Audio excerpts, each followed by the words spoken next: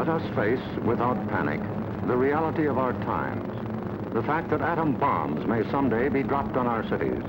And let us prepare for survival, for understanding the weapon that threatens us.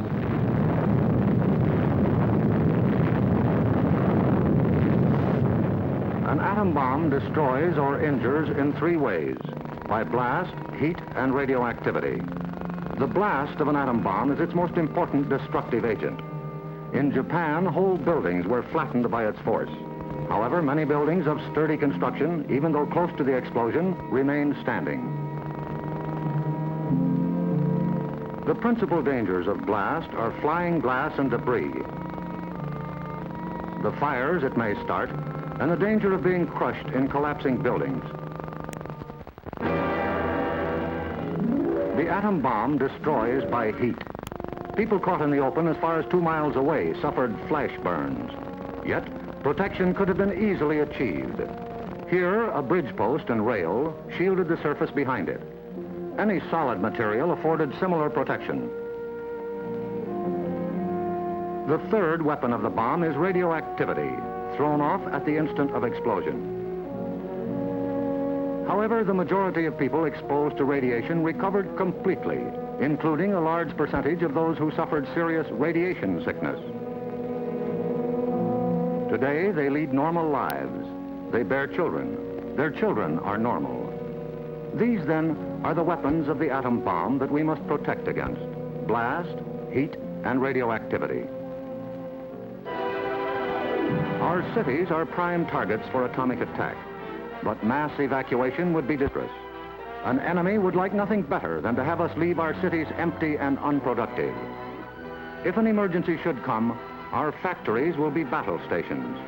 Production must go on if we are to win. Our offices and homes will also be posts of duty, not to be deserted. With the knowledge of the first atomic explosions to guide us, our chances for survival will be far better than those of the people of Hiroshima and Nagasaki, if we act on our knowledge and are prepared. The first job is to look over your own home for shelter possibilities. If you live in a private home that is well built, the cellar is the safest place to be. The lower you get, the more barriers there are likely to be against blast, heat, and radioactivity. Select the basement wall nearest the probable target area of your city. If the house is blown over, it will most likely fall away from this wall. If you have a workbench or strong table big enough to get under, move it into your shelter area near a wall or strong supporting column. If the time comes when you actually have to take shelter, lie under the table.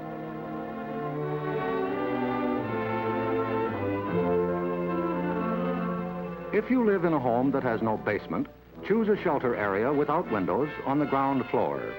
An interior hallway is probably best. In time of emergency, the shelter area should be cleared of mirrors and other objects that might cause injury. If you live in an apartment house, rules for taking shelter will be posted in your building. Learn them. Also, learn the location of public shelters in areas where you work or frequently visit. There are many things you can begin doing right now. Fireproof housekeeping is one, so clean up that attic. Keep waste in covered containers. Don't let trash pile up in the yard. Set aside a small supply of canned goods. They're safe from radioactivity. Have a good flashlight on hand. Electric lights may go out. Keep a first aid kit and learn how to stop bleeding. Make a habit of keeping a bottle of fresh water handy. A radio will be important for receiving vital instructions. Finally, prepare the shelter area and collect all necessary shelter equipment.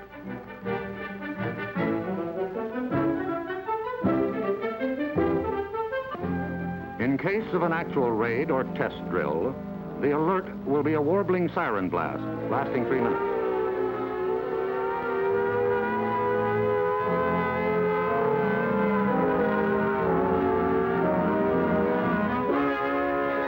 Once you hear this, act fast.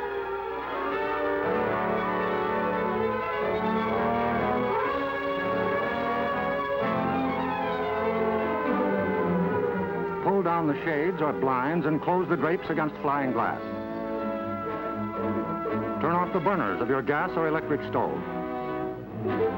Disconnect any heating elements, such as electric irons, hot plates, or bathroom heaters.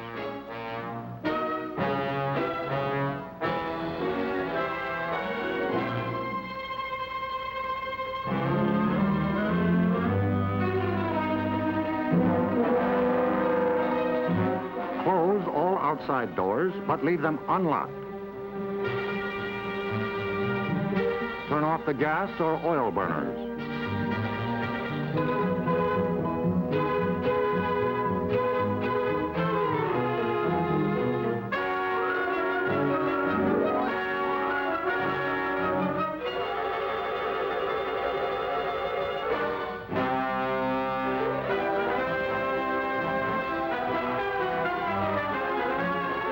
Taking shelter may be a race against time, even when you have some advance warning. But possibly, there may be no time. An attack could come without warning. The sky would suddenly light up. If a doorway is right at hand, use it. If the nearest shelter is more than a couple of steps away, fall to the ground immediately. Flying glass and debris are immediate dangers, so stay where you are until you're sure it's safe to move.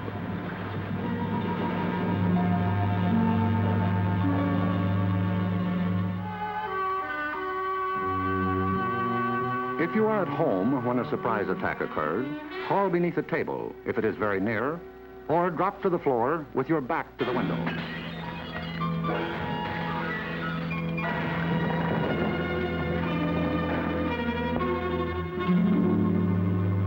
The immediate danger is over in about a minute, unless the explosion occurred near the ground or water.